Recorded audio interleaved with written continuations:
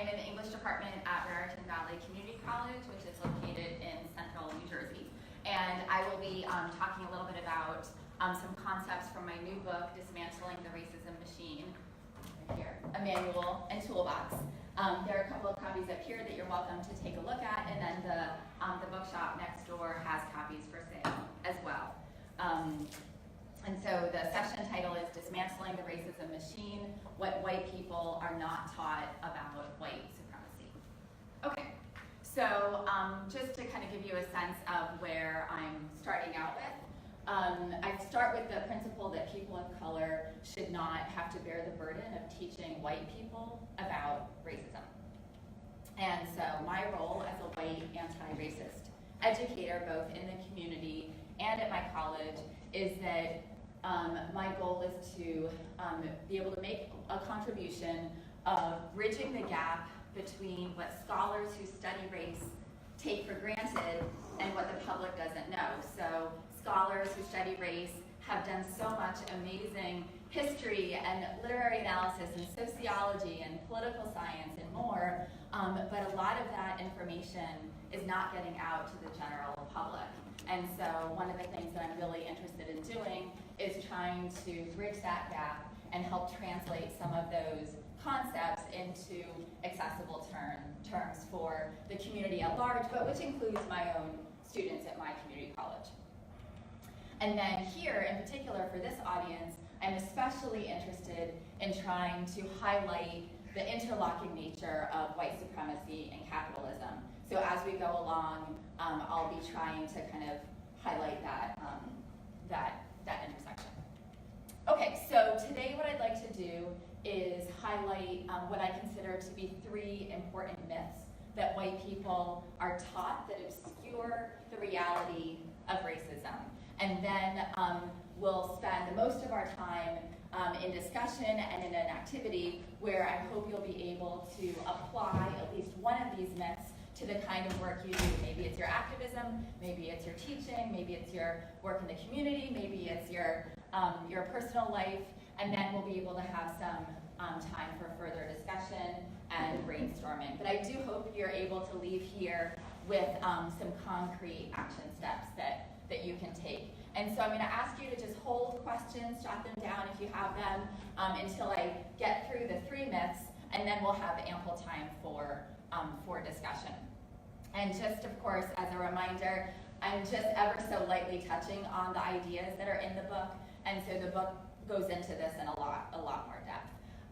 This PowerPoint is available printed out on the sides, and it is also available to download from my blog, dividednolonger.com, which includes lots of resources. So you're welcome to take the handouts that have the slides, again, on both sides of the room here, if you want to follow along, if that's helpful.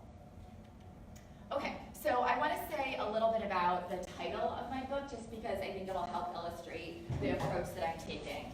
So I use the metaphor of what I call the racism machine to focus on representing racism as systemic, human-made, and complex. I use the word manual to show a step-by-step process to help people, especially beginners, understand the history and creation of race and racism in the U.S. And I should emphasize that I am talking about race and racism in the U.S. For those of you traveling from other countries, certainly you may see lots of parallels, but what I'm talking about is unique to the U.S. I use the word toolbox to provide readers with options, so readers can pick and choose the kinds of tools that they need to suit their purposes. And then finally, I use the phrase dismantling the racism machine to emphasize the tangible nature, the practical nature of this project, including action steps. So the final section of the book, the 5th chapter, which I call step 5, focuses on concrete and specific actions that individuals or groups can take in a variety of different settings. Okay, so I start with the first idea in the book is step 1, okay? And I call that chip away at the false ideology that race is biological. So I use the word ideology purposefully. It's a concept that my students students are not often familiar with and that community members are not often familiar with. And I use that word purposefully just because it's so important and highlighting how it's a belief system that you learn without knowing that you're learning it, right? You're indoctrinated into an ideology without being aware that you're being indoctrinated, and that's how indoctrination works, and that's how it's so effective. So that's an important layer here to keep in mind. And this kind of ideology prevents us from seeing what I call the racism machine. So instead of being able to confront and examine the racism machine, we're distracted by what I call this first ideology or first myth. And so myth number one is the idea that human races are biologically different. Now, those of you that have studied race, you know that this is not true. But the average person out there, especially white people, have no idea, okay? At least in the US. And so whether they are beginning college students, whether they are professionals working in the community with advanced degrees, I come across, every time I do workshops in the community or in my college, I come across many, many people who have no idea that this is a myth. Okay, so I think talking about it explicitly is really critical, and understanding this history is really critical. So there are countless examples where you can look at in history to see how this myth has been created and perpetuated. So just one example from the past, and then we'll look at one example from today. One example from the past is by a scientist, a doctor, a slave owner named Josiah Knott, who published a book called Types of Mankind in 1854. He explicitly argues that white people are biologically superior to black people, and that black people are closer biologically to animals. So this is mainstream science. There are countless examples throughout the 1800s and early 1900s that you can, and more recently, that you can find. So this is just one of many examples. And you might think, well, that's certainly something that they thought then. Scientists who were slave owners, of course, would find this kind of ideology appealing because it would serve as a rationale to support the slavery system. But then people might think, well, that's in the past. So this is one example from today, and I'll read this out loud to you. A couple of years ago at the University of Virginia Medical School, there were some scholars who studied the perceptions that white medical students had about race and biology. So they published a scholarly journal article about this, but then the Washington Post picked up the article and described it in a way that I think was really helpful for the public. So this is an article that I've shared with many students and community members, and I'm just going to read you a quote from the article. Researchers at the University of Virginia quizzed white medical students and residents to see how many believed inaccurate and at times fantastical differences about the two races. For example, that blacks have less sensitive nerve endings than whites, or that black people's blood coagulates more quickly. They found that fully half thought at least one of the false statements presented was possibly, probably, or definitely true. So as a reminder, these are medical students who've already successfully gone through college. They are now at what many would consider to be an elite medical institution, and this belief is pervasive. Other studies have found that, these are our future doctors, but plenty of other studies have shown that our current doctors have the same kind of belief system, and the decisions they make about how to treat pain and how to treat other sorts of medical illnesses differs depending on the race of the patient. And so this group of students was, they were surveyed even further, and they said that their decisions about how much pain medicine to give a patient would depend on their race, because again, they believe that pain is felt differently by people of different races. And this goes back exactly to the same ideology that I talked about earlier, this perception that white people are biologically superior, more human, and that black people are biologically closer to animals. This is this is along the same spectrum. It might be less extreme, but it is the same false ideology. And again, most people in the public don't know that this is all a myth that is meant to perpetuate white supremacy. Okay, so the reality, as of course most of you know, is there are no inherent or biological differences between groups we call races, because race is a social construct, a human invention, all right? People who study this take this for granted so much that they don't even talk about it. So when I talk to my students or I talk to people in the community, they're shocked.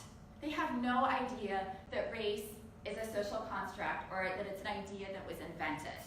And so one of the things that I urge my colleagues and activists to do is to spend more time explaining this and getting this message out there, because without that, we have this giant gap where the scholars are sort of talking amongst themselves, and then the public is way over here unaware of this kind of thing, and this really matters. And so this is one of the key concepts that I present in the book, and I provide different disciplinary analysis of helping people understand this. Now, I'm not a scientist. My PhD is in English. I'm about as far away from science as one can get, but people in the humanities especially, who often get scared of even trying to talk about science, need to get more comfortable talking about this.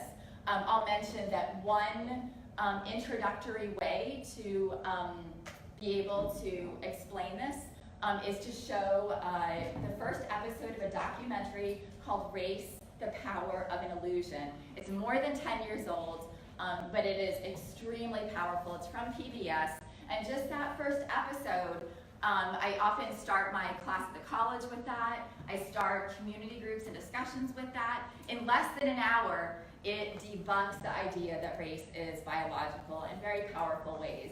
They have a great website. They also have had a traveling exhibit over the past 10 years.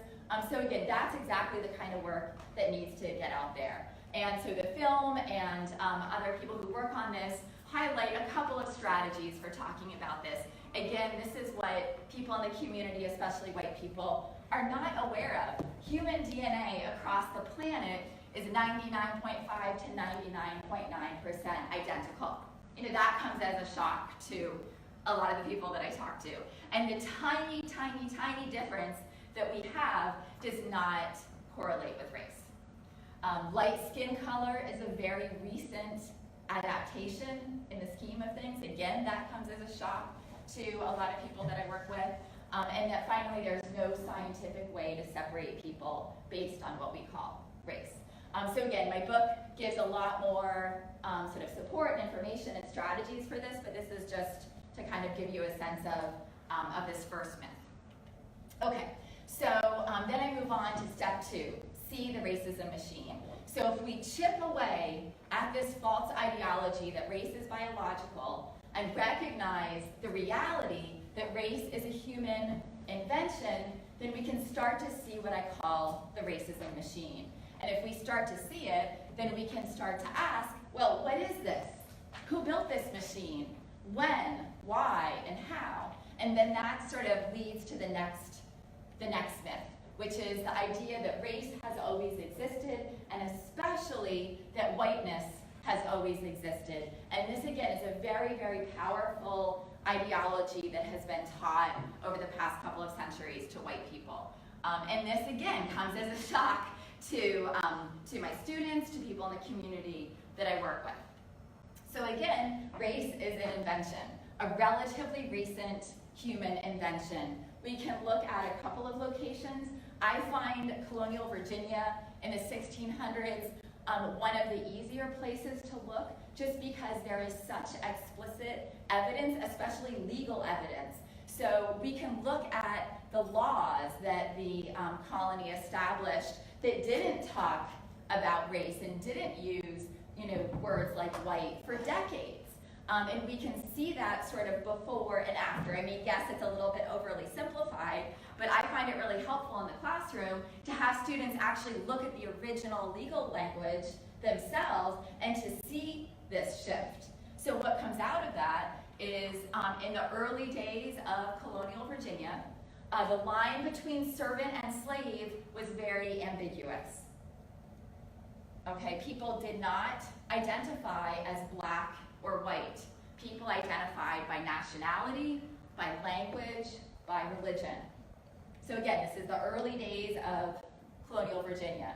Skin color was not the dividing line. Instead, the dividing line was between the elite, wealthy landowners and essentially everybody else.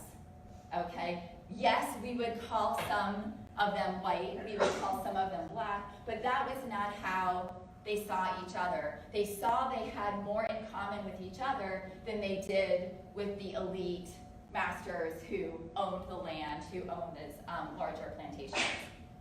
Okay, so you may be aware of Bacon's rebellion in 1676. There were many rebellions of this time. This is probably the most famous. And in this rebellion, laborers we would call white, that we would call black, worked together in solidarity, in coalition, to rebel against the elite, to protest their working conditions, their terrible working conditions. This rebellion was such a threat to the elite that they started to pass laws. And again, you can see this language represented very clearly. And so ultimately, we can see that race was invented to protect the elite and divide and conquer the masses through the creation of a racial hierarchy. And this is a very powerful example of how white supremacy and capitalism are working hand in hand. I mean, that might be a little bit of an oversimplification, but I think we can see that interlocking nature really come out there. So again, if you have a large, potentially threatening group where the numbers are much bigger than the small numbers at the top, and you're worried, if you're the elite and you're worried that you're going to be overthrown by this large group, divide and conquer is a very powerful strategy. So you start to call some of them white, you start to call some of them black, you divide, but then the other part is the conquer, where you position them on a racial hierarchy. All right? And so with that idea, we are able to actually see even further how this worked. So the racial hierarchy of white supremacy established how people identified as white, again, newly identified as white, were given unearned economic advantages. Okay, so that's a really important concept. Unearned economic advantages, including freedom from slavery. They might have still been indentured servants, okay, which is, of course, not an easy life, but it's not the same as being a slave. So these unearned economic advantages, including freedom from slavery and access to stolen indigenous land. Okay, so we have to talk about both the labor and the land at the same time. It is all part of the same interlocking systems of white supremacy and capitalism. The racial hierarchy positioned black people at the bottom, and black slaves were identified as chattel, as property. The language of the 1705 slave codes in Virginia, it talks about black slaves as, quote, real estate, property to be inherited. Okay, so again, and with no rights. All right, so this system, again, you have a group of people who were seen as a threat. You label, you create these categories of white and black to divide, and to conquer, you position them on a racial hierarchy. A racial hierarchy, 3 centuries later, is still very much with us. It might be carried out in different ways, but we still have this system with us today. And again, most people in the public are really not aware of this history. In this hierarchy, indigenous peoples, Asian Americans, Latinx people, again, depending on where we are in time, occupy various intermediary positions depending on the historical moment and sort of the needs of the elite and the status quo. Okay, so again, we've chipped away at the false ideology that race is biological. We've started to see this racism machine. We've started to ask, who built it and when and why, and then we can start to approach it closer and understand how is it working, how are its mechanisms operating. And then that leads us to understand how this racial hierarchy of white supremacy was built into the creation of this country. So the invention of race was before the founding of the United States, okay? And so, but it was already, that racism machine was already built, and so it's not a surprise that it was normalized through the creation of this country, and normalized through every system, whether it's law, housing, education, media, as these systems develop, criminal justice, etc. And as I mentioned before, again, white supremacy and capitalism are interlocking at every moment to protect the elite and preserve the status quo. Again, the players might change and how it looks might change, but the concept is continuing throughout time. And so just a couple of examples, we could have an infinite number of examples here. Mechanisms of laws and government policies that carried out white supremacy and capitalism hand in hand included things like citizenship for whites only, the Indian Removal Act, Manifest Destiny, the Chinese Exclusion Act, Jim Crow segregation, convict leasing, the Immigration Act of 1924, the ban on interracial marriage, redlining. So at each moment in time, we can see explicit government policies, laws, military actions carry out this preservation of the elite, protection of the status quo, with capitalism and white supremacy working in various ways, but still interlocking. Okay, so that brings us, we're going to jump to today. There's more of the in-between in the book, but for our purposes, I want to jump to today, because we really need to be able to talk about the myths that are perpetuated today.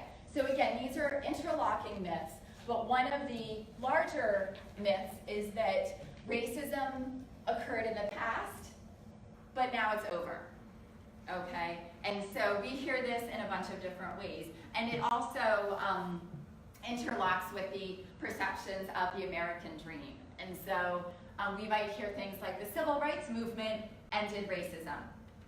Hard work leads to success. We elected a black president, so racism must be over. And you can achieve the American dream if you just follow the rules. So these are the kinds of things that we hear in the US in person, at family gatherings maybe, in the classroom, on social media, all right? And so what gets obscured is the reality that white supremacy and capitalism continue to work hand in hand, continue to work to protect the elite, to protect the status quo. And some things that have happened specifically over the past couple of decades include the perpetuation of systemic racism, not its end, but its clear continuation. We've seen a rise in the concentration of wealth at the top, a fairly dramatic concentration of wealth at the top.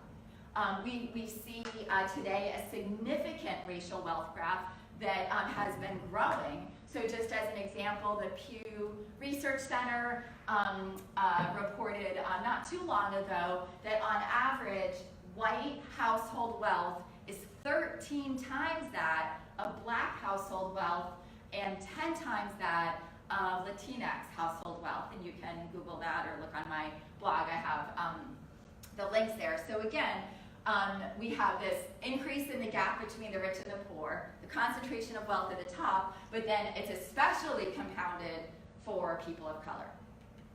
We have, as we know, a significant rise in corporate power, and then that connects to wages being stagnant, of course, as you know, unions being busted, all of that, and money's increased influence in politics. So all of these are interconnected. If corporations have more power, they're able to have a more powerful role in politics. The laws that are passed to protect the corporations allow, that whole cycle to continue. So this is what's getting ignored, and this is the kind of mythology that we tend to hear. Okay, so that leads us to understand everything we're talking about is after the civil rights movement. And so the fourth chapter in my book focuses on how the racism machine was recalibrated after the civil rights movement. Not taken down, but shifted enough. So it looks a little bit different, it operates a little bit different, but the same ideologies are being perpetuated. So a couple of broad ways of understanding that, and then I have a few specific examples. The backlash against the civil rights movement intersected with increasing power of the wealthy and of corporations. Okay, so all of this is sort of fueling each other. Again, we see white supremacy and capitalism interlocking to protect the elite and preserve the status quo. And finally, again, we see the use of divide and conquer strategies that continue to represent white people as fully human citizens who are real Americans. And this is, again, an ideology that we see over and over. And I just want to give you some examples. So with these divide and conquer strategies that pit racial groups against each other to protect capitalism, protect the elite, one of the things that we don't really talk very much about is the creation of what became known as the model minority stereotype for Asian Americans. And if you look at the history, you can see a very explicit chronology of this. So we can find in 1966 two mainstream news articles, one in U.S. News and World Report, one in the Sunday New York Times. We can see two mainstream news articles that celebrate Asian Americans. One was specifically Chinese Americans, one was specifically Japanese Americans, but celebrate these two groups as the, quote, model minority. They didn't necessarily use the phrase model minority, but it was exactly that concept, the good minority. And so these articles explicitly said, if they can do it, then racism must be over. Because they both experienced racism, they're now successful, therefore racism is over, and there's no more need for further civil rights legislation. So 1966, we had just seen two major civil rights legislation of 64 and 65. There's still protests, the Black Power movement is on the rise, okay? And here, conveniently, we have a mythology come forward that focuses on, well, we don't need any more civil rights remedies because all that people need to do is to be quiet, not protest, and just work hard, and then they'll be successful, okay? So the mythology of the model minority basically reinforced a narrative that the American dream is alive and well. You just need to work hard. And it also had a narrative, if there's a good minority, well then by definition there must be a bad minority. And some of these articles, at least in these early days, explicitly named Black people as the, quote, bad minority that was wasting their time protesting and not working hard. Okay, so this stereotype, the model minority, is the perfect example of that interlocking race and class mechanism where with just one stereotype, it perpetuates both capitalism and white supremacy. So at the same time as that was happening, we started to see a little bit later in the 80s, the rise of African Americans depicted as the, quote, welfare queens. So especially under Reagan's administration, this mythology was perpetuated. It reinforced the, quote, bad minority stereotype. Before this time, welfare was something associated with white people, not with people of color. But this shifted in the national perception, and that then allowed for welfare and social services to be cut because there was the creation of a myth of welfare fraud. Not actual welfare fraud, but the creation of a myth that criminalized people on welfare and depicted them as Black. okay? At the same time, the rise of the war on drugs, further criminalization of African Americans as dangerous criminals, the rise in mass incarceration. Michelle Alexander's book, The New Jim Crow, does a great job of giving that history. Today, we seem to constantly see messages in social media about white people calling the police. I feared for my life. Wanting to call the cops because of a perception of a supposed dangerous African American, which again goes back to this fundamental ideology that white and black people are biologically different. And I think, again, that term might not be used, but it is baked into this ideology just the same. To continue with the idea of the good minority and the bad minority, Latinx people stereotyped as illegal and not American further perpetuates this notion of who is the bad, the quote-unquote bad minority. Muslims stereotyped as terrorists further perpetuates this. If we think about what is criminalized, what is taught to be a crime, and then what is punished, not only did we have the mythology of welfare fraud, we also see the mythology of voter fraud. Again, not a real thing, but people were persuaded enough that voter fraud was real to lead to voting restrictions, which ultimately hurts people who are marginalized because they are not able to access voting in the same way as they would have been otherwise. Finally, all of these divide and conquer strategies are fueled by white fear of becoming the minority. Reports about the census is intentional or not, is very effective at scaring white people into thinking that they're losing something imminently. All right, so the year keeps changing. When is that year in the future? Is it 2042? Is it 2050 when white people will officially be in the minority? But that is a very powerful fear that is fueled by a lot of these other mythologies. So they all kind of spin into this vicious cycle, which again allows the racism machine to be recalibrated. Again, so it looks different than it did earlier, but it is still perpetuating the same type of ideology. Okay, so finally, the last section in the book is about what do we do? How can we take apart the racism machine? So one of the things that I'm really interested in is recognizing how people, especially how white people, have been manipulated to believe false ideologies. And I mentioned some of them. The book goes into a lot more detail. But these false ideologies are so pervasive. They're in the air that we breathe. And so the only way that we can recognize them is to consciously understand how we've been indoctrinated into these belief systems, these ideologies. Another part of this work is to confront the reality of the racism machine, how race was invented to divide and conquer, to understand that as a concept, how our nations and institutions developed around that fundamental racial ideology, and how it interlocks with capitalism. And then part of that is also becoming undivided and unconquered, to resist those divide and conquer strategies and think more about what can we do to create solidarity. And finally, centering the voices and experiences and leadership of those who are marginalized with this fundamental principle: only when the most marginalized are free can we all be free. Okay, so now it's your turn. And so what I would like for us to do, we'll have some discussion after this, but I want you to be able to kind of think about...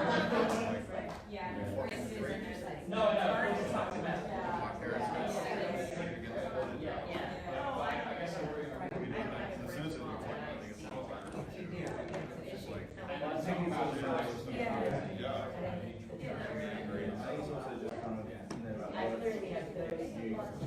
So why don't you wrap up whatever last thought you have for your group?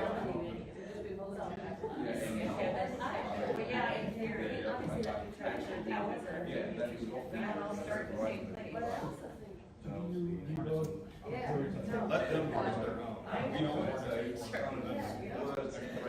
All right, so let's come back together as a group. And if you could just shift your chair so you can try to see most of the people in the room, that would be great.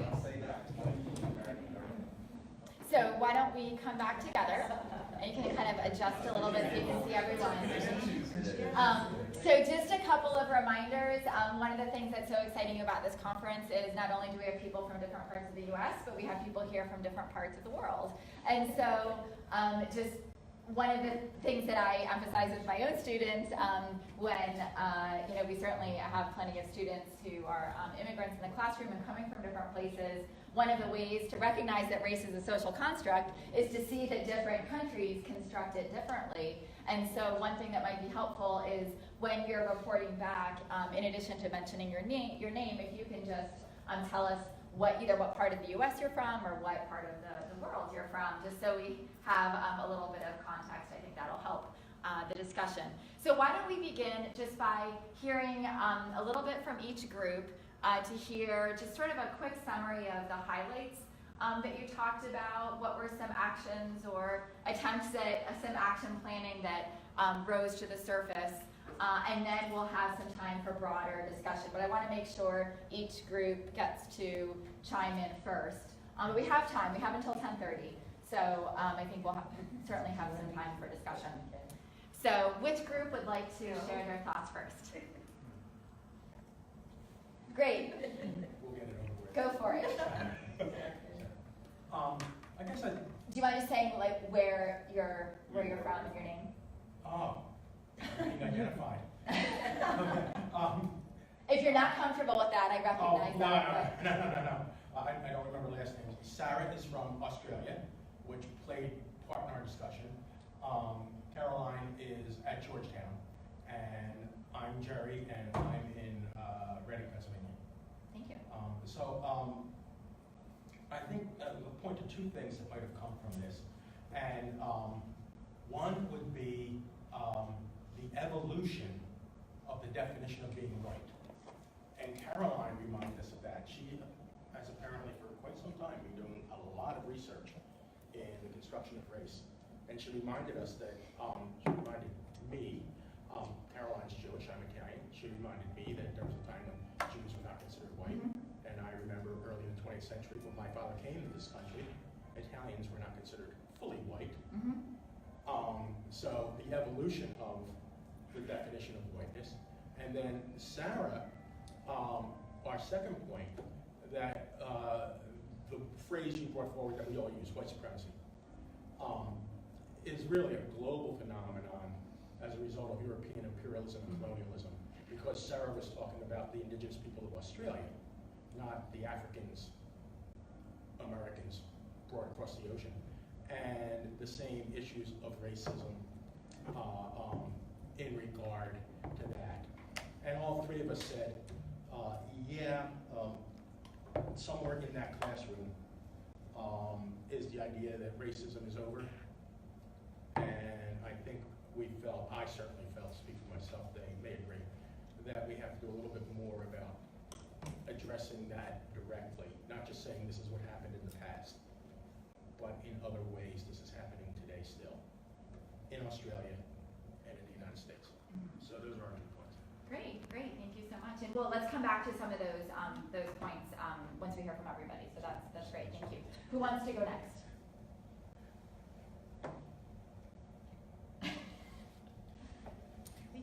Excellent, thank you. Okay, please chime in. Great. Yeah. My name is Yael. I'm from Washington, D.C. So 2 of our group were stateside and 2 were Brits. Yes.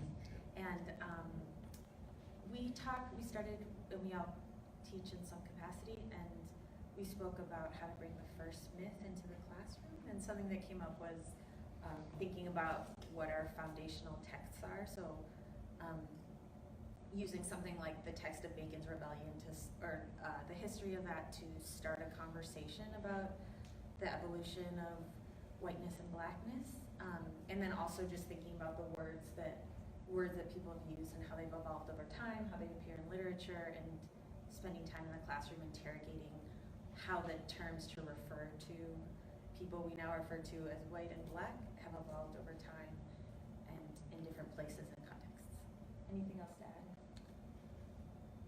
I think you had a point about using Bacon's Rebellion for... Oh yeah, specifically, I teach at Penn State, and it's in central Pennsylvania, which is a fairly, it's rural, it's pretty white.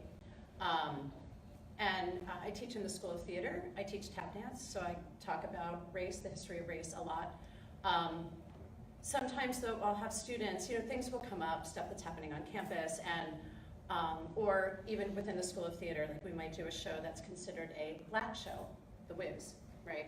Or we might want to do a show that's considered a black show. And I've heard little bubblings from the white students at times about, well, why do they have to have a show just for them, right? You would be amazed. But this idea of like, why is it okay for us to have an exclusively black performance, but not if we decided to have an exclusively white performance? Like if we made that choice, that would be a problem. And so this idea of racism being in the past, right? They don't understand sometimes. And I love, although we talk about race in my studio, the idea of really going back to that Bacon's Rebellion, like that specific moment to say like, this is where things changed. Because we talk about Irish and black working as slaves, indentured servants. That's the history of tap dance, right? But that was really a really specific moment for me to be able to take and point to. So I thought that was really helpful. Great, excellent. This is fascinating. Super. Who'd like to go next? Yeah. Well, Go for it. Sure. So we're all, I'm from Massachusetts. I teach at a state college in the middle of Massachusetts in Binghamton, and in Northern California. So we were kind of regionally in different places. And we talked about, one of the things we talked about was this, like, which one of these myths shows up most in our classrooms. And I think we spent the most time talking about racism occurring in the past. I teach sociology, I teach race, class, and gender, so I teach this, basically. And that's the one that I think shows up the most. And I think it shows up in a variety, I think we all kind of touched on it in different ways. Like for me, because I'm in New England, these Protestants and their commitment to the idea of hard work and the American dream. And that, like, basically I'm down to teaching like one thing in all my classes. If we can dismantle hard work and choice, right, and individualism, and see structure. And so it, there's less of a kind of overt, bigotry, but that American dream story is a racialized story. And it really gets in our way of understanding systemic racism. So for me, I have to spend a lot of time both on why do we think it's in the past and like unpacking this idea that hard work is what sorts everybody out. They're really committed to that idea. And then you were talking about, and I resonate with this as well, like in your school where it's a Hispanic serving institution, and so there is some diversity, but I think you use the term like casualization. Yeah. Like even the white kids, like you're talking about skaters, are like, I like people of color, I know people, of color, I've had a little bit more of a kind of experience with people of color, which then gives the impression that we're all good. Yeah. Like we all get along, it's cool, we drink beers together. Yeah. So, we all fine. worship the sun in California, and everything's great here. Except if you go to the farm down the road, then it's not so great anymore, the orchard and such. Yeah. And so again, that kind of mythology of the cosmopolitan moment, that's all in the past now. Yeah. And then you were also talking about, and this shows up in my classroom as well, I always call this vocationalization, that all of our students are there to get careers and jobs. And they're not really interested in any of these conversations, right? And it's kind of that hard work thing, like head down, I'm just gonna keep my head down, take my classes, get my credits, right? And like this, like, kind of troubles the waters. And I think it really prevents our students from grappling with the deeper questions. Right, I mean, I struggle because I teach in the writing initiative, so we're teaching students how to write academically, and they get to chart their own individual research project, which is really exciting opportunity for first-year students, but at the same time, they're not. I think the majority of the students come from, suburban white backgrounds, and I would say they're almost very unaware of the history of racism. They don't really know anything about it. It's very new to them. And it's all in Mississippi anyway. Yeah.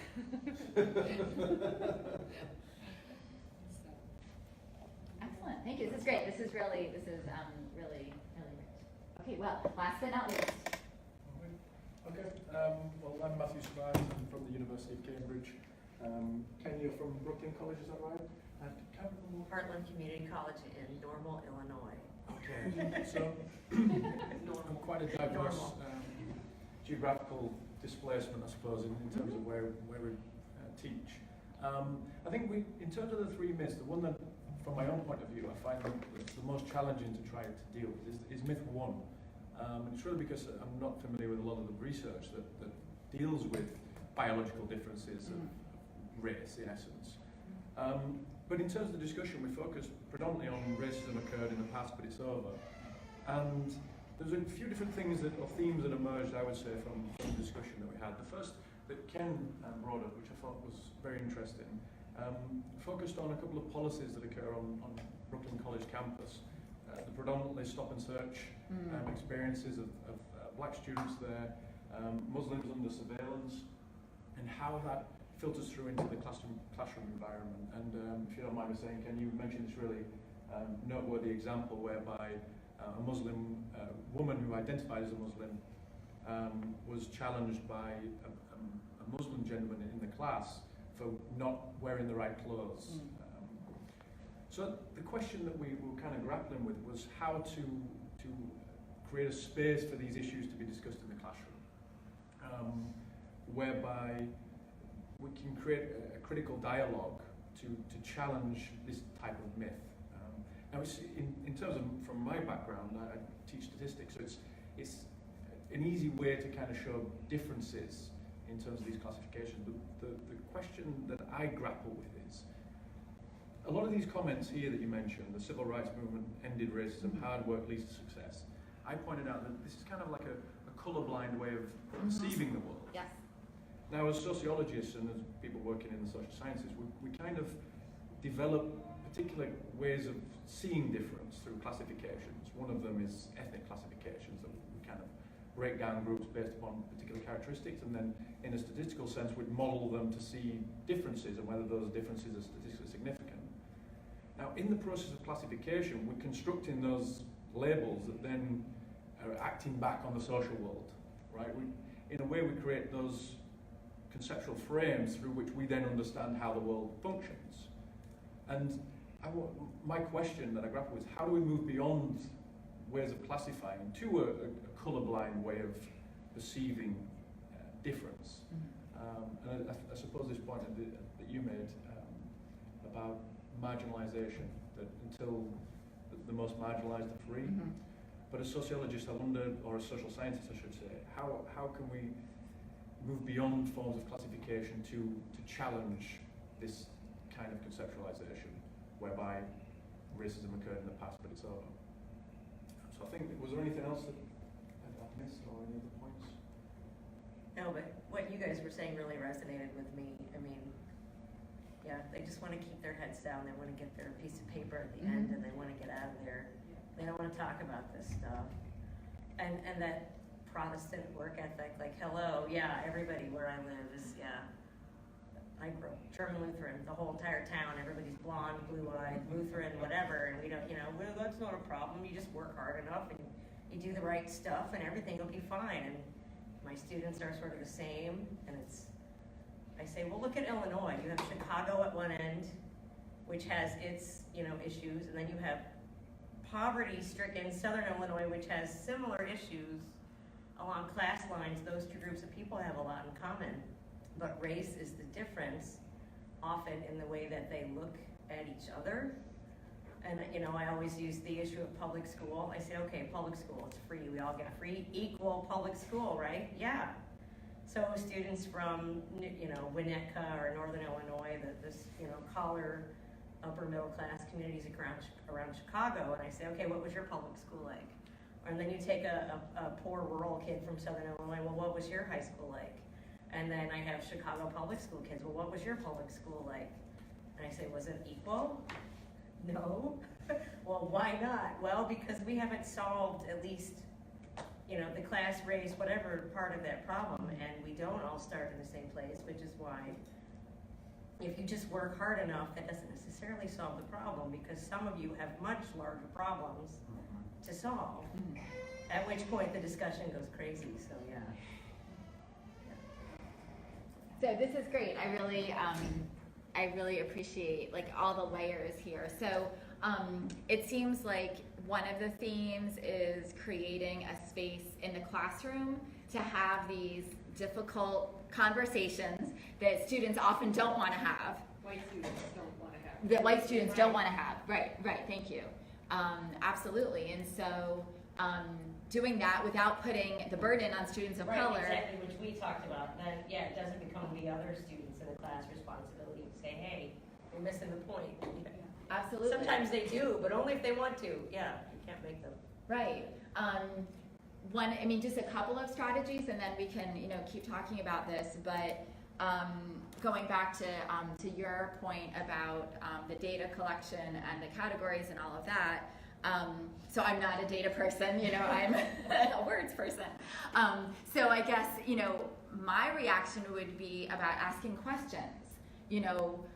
Why are who's being categorized in what way and why, and what are the questions that the data is supposed to be answering, and just sort of understanding the power dynamics. And I think this kind of affects what most of the groups we're talking about is power and understanding issues of power. And if we're, especially with students today, one of the things that I have found helpful is when you have time to have, a sustained conversations. It's not just a one-day conversation. It needs to be sustained over a semester. In some ways, not starting with the present. There's so much baggage with the present. That's why I start in the past and give students the tools to analyze the past, and they're much more comfortable looking at the legal language of the 1600s, even with the words. They're like, what does this mean?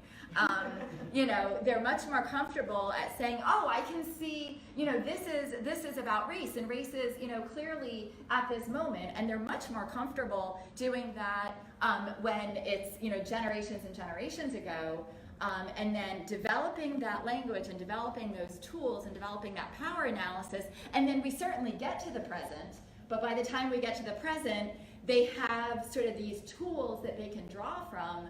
And it's less about, especially for white students, it's less about them as being defensive. But if I start on the first day of class, let's talk about white privilege, that's not going to go over so well. We get to that, but we start in the past. And so just, that's why just having a one-shot only session with students is, unless they've already done some groundwork, is really not very effective, and it needs to be sustained, and they need to struggle, because most white students have not been exposed to this in their K-12 systems. A few may have, depending on where they were, but at least in the US, this is really not part of any standard curriculum, that I'm aware of in the US, and that's one of the reasons why I try to work with K-12 educators to help them think about how they can integrate this, so that by the time we see students in college, they're not like, why didn't I learn this before? Because that's the question they're always asking. Once they start to really become more open to this, that they're upset. They're upset they didn't learn this before. So instead of being defensive, and we want to kind of channel that into questioning, why wasn't I exposed to this before? So those are just a couple of thoughts. But we have about 15 minutes, so I want to make sure there's time for people to make additional comments about other groups, or to expand on a point that was raised, or to ask a question. So yeah, go ahead. I would just, this is kind of piggybacking on something that you just said. It's always occurred to me, because I work in a department that's fairly progressive, the English department. My department chair currently is one of the only African American women on campus. And so I think I'm often, because she's a chair, given the task of teaching like African American literature, or multicultural American literature, or things like that, and I am the man with a capital M, right? So I think part of also what we have to do as allies is to, one, consider how we unwind and model for our students that anti-racist work as we interrogate who we are in class. And as almost all white presenting people in this class space today, that, at least on my campus, has given me privileges with white students that my colleagues of color, when they start initiating conversations about class, race, gender, sexuality, just don't have. It's a lot easier and more comfortable talking about racism and white supremacy and white privilege as a white body than it is for my African American department chair to do the same work, because it's just like they're less resistant to the words coming out of my mouth, even as I'm trying to unwind my own privilege in front of them. And attendant to that, too, I think, and this goes back to your main point, all of the affective labor that my department chair and other women, queer people, colleagues of color have to do outside of the classroom in terms of mentorship. It's really easy to say you shouldn't bear the burden of that work in an academic sense, but like acknowledging that the work is being done the whole time is equally as important as saying, well, I will help you to share the burden, right? Because my department chair has a line of students out of her office. We recently hired 2 Latinx specialists in our department, and the mentorship that they're doing, because we're HSI now, almost doesn't even really count professionally, or even in terms of outside of our department. We recognize it, but I think sharing that burden means making spaces where the work is publicly recognized and validated as legitimate labor. I don't have to deal with that as a white man. I have students coming in who want to talk about papers, but not like the racist incident that happened on my campus. And so I think I'm constantly trying to figure out how to model and unwind my own white privilege in front of my students, but also recognize that this work is being done and not acknowledged in any capacity for colleagues of color too. So. Great, thank you for that. Yeah. Well, I think there was a Or- Yeah, thank you. I guess I was wondering what role culture plays in all of this, in terms of the way that racism is recalibrated after the civil rights movement, in terms of perhaps a less explicit focus on explicit biological difference, and more about kind of cultural differences and kind of cultural notions of poverty. And I suppose also, if you haven't guessed, them from Britain, and in terms of thinking about in Britain, very recently we've had a lot of anti-Polish racism, and I know this is the case over here too, kind of anti-Muslim racism, which then the justification for which is often, well, it can't be racism, can it? Because Polish people are white, or it can't be racism, can it? Because Islam's not a race. But it's often about kind of cultural differences, and are these kind of inherent cultural differences that make those groups incompatible with the group that already exists, if you see what I mean.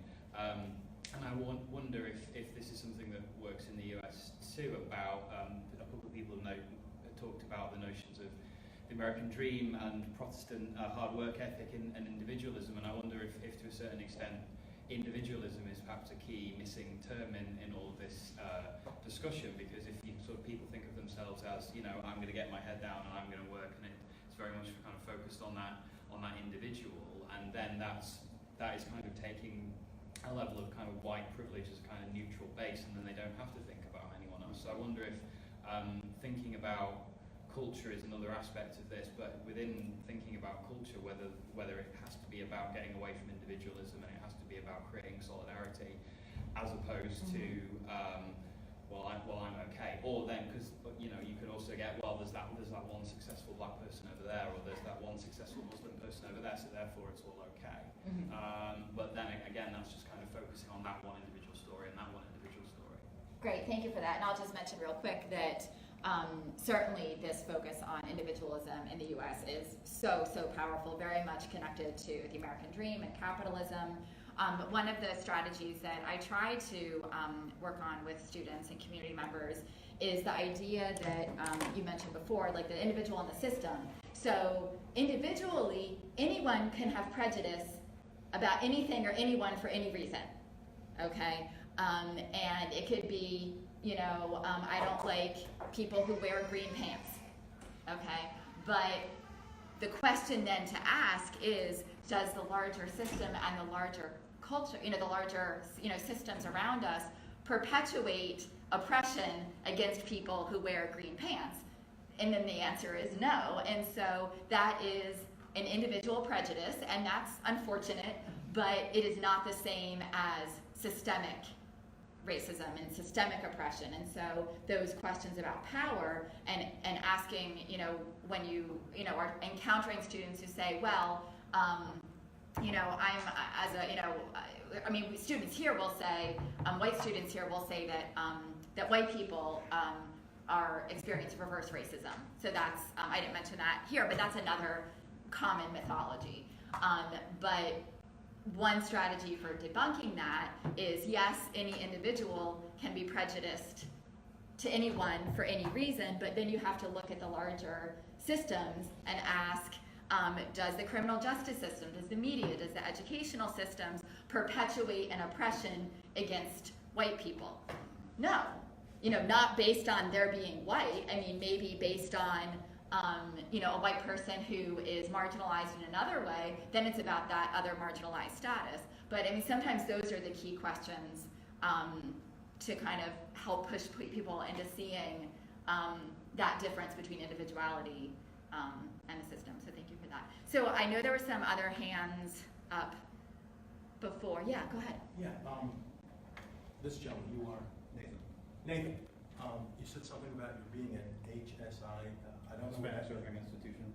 Hispanic Serving Institution. Okay. So 25% of our student population now, moving forward, will be Hispanic heritage. Okay, and explain further, that doesn't affect you as a white man, but. Yeah, it affects my students greatly in terms of funding and access to Right. resources and all that kind of stuff. And it's a state designation or federal designation to recognize who we are as an institution. And it affects your Latinx colleagues? Definitely. Because they're counseling these students? Yeah. Yeah.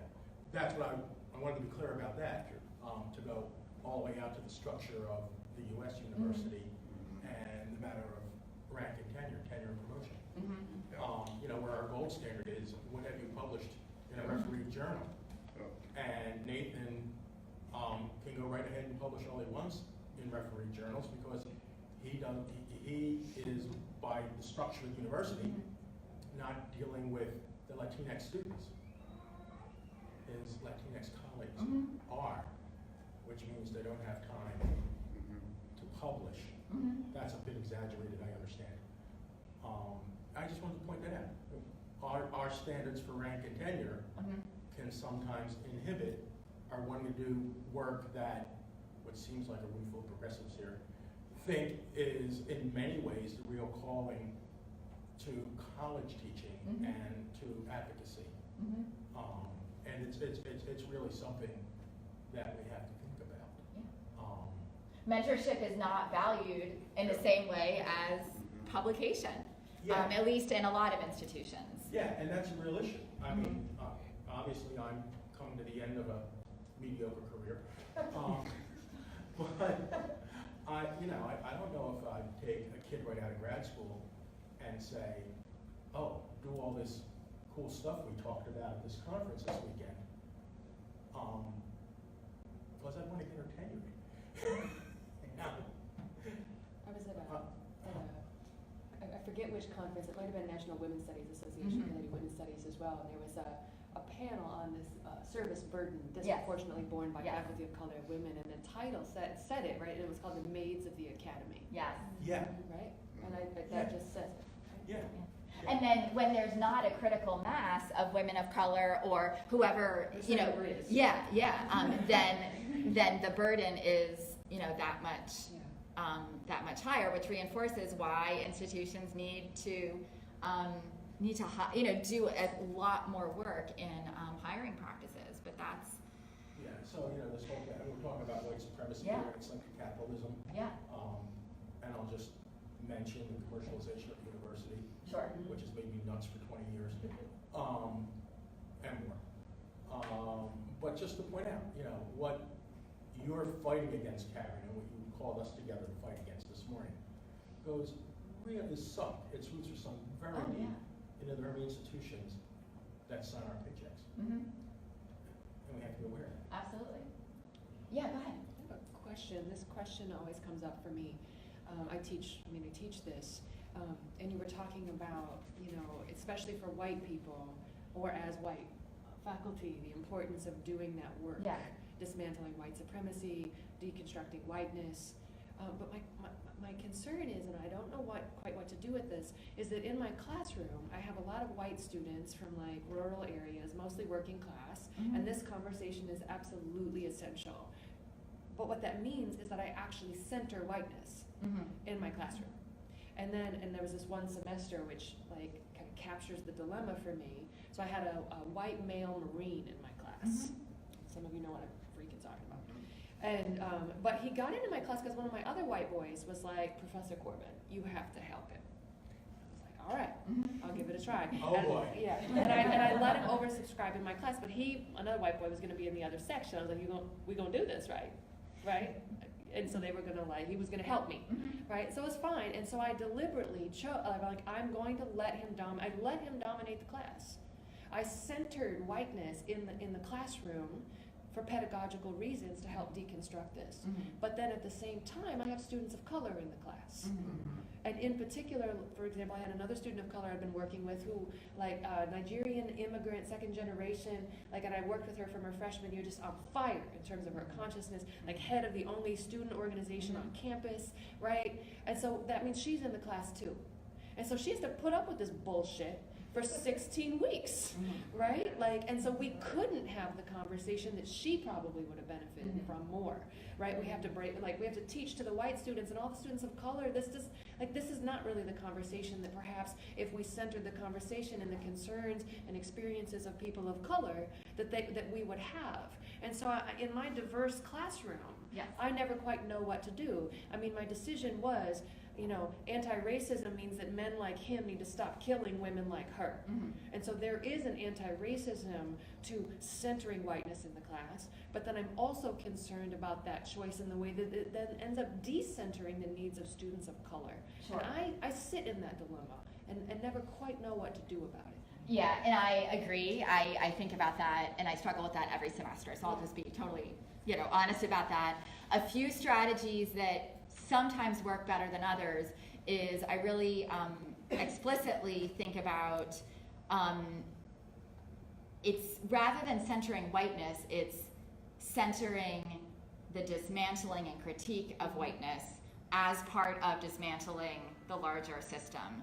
And so for me, it's not about necessarily centering the white students, it's about critiquing a system that we don't look at, that we don't critique. And so, especially starting with the early history, at least in my classes, my students of color are generally not familiar with that early history either. So very few students feel like they already know this. I mean, again, these are freshmen and sophomores, but so for me, I often have students of color telling me that they never, they also thought race was biological, and they had no idea, and they find this, really helpful to understand this. And so in terms of discussion, I usually have about 30 students in these kinds of classes. And so we have a lot of group work where groups are given either the same questions, different questions, they report back, every group needs to talk.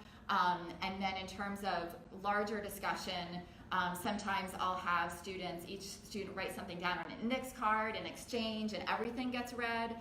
There's different strategies for making sure the voices of I never would say somebody needed to speak who wasn't volunteering, but think about the many kinds of opportunities for encouraging the other voices to emerge, where it doesn't sort of become one or two people, dominating that. So I think that is important. But also, if nobody is sort of questioning things, or if everyone's like, oh yeah, this is really important, we need to look at this, then I would sort of pose I just saw on Facebook that, some people were saying that, racism is over and, doesn't matter anymore. And so what are some things, you would say to respond to that. So sometimes if we voice, you know, whatever is not getting said in the classroom to kind of push that discussion rather than waiting for individual, you know, I don't know, there's a lot of different potential strategies. Yeah, go ahead, and it is 10:30, so. The notion on step 3 where you're talking about white supremacy and capitalism interlocking to protect the elite, et cetera, it's for me really intriguing, you know, to teach at Brooklyn College, the increasing emphasis on vocation and career, Yes. and this is why we're here, you know, with a student body that's largely students of color from around the world, and who are, you know, being prepped for service in a capitalist system. Yes. So it's, you know, the very place where they're, you know, going to be undone in some way, and that the college becomes the mechanism by which, you know, this occurs. And so that as professors, at worst, we're the agents of exactly what we don't want to occur. Mm-hmm. And so that contradiction feels rather enduring and Yeah. Deeply problematic, such that it seems like, you know, maybe it's time to get out, just to get out, Mm-hmm. you know, and fight from outside, as opposed to, you know, bringing up a new generation of compliant capitalists, Mm-hmm. no matter what they look like Sure. or how they identify.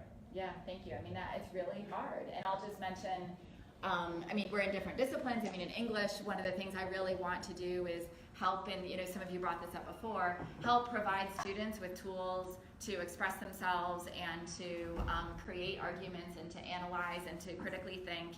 And maybe that means then they take a different path. And you know, we certainly have students from around the world at my community college who, you know, started out on a very vocational, you know, boom, boom, boom, you know, kind of path, and ended up doing something quite different because they were really, you know, inspired in the humanities and all of that. And so, but colleges need to support that, you know, and that it can go against the grain, and that can be really hard. So I certainly understand that. So I want to respect the schedule and all that. It is 10:30. We're officially over. Thank you so much, everybody. I really appreciate the discussion. I am here for the whole conference, so don't hesitate to talk to me more. The book is on sale next door if you're interested. So thank you again.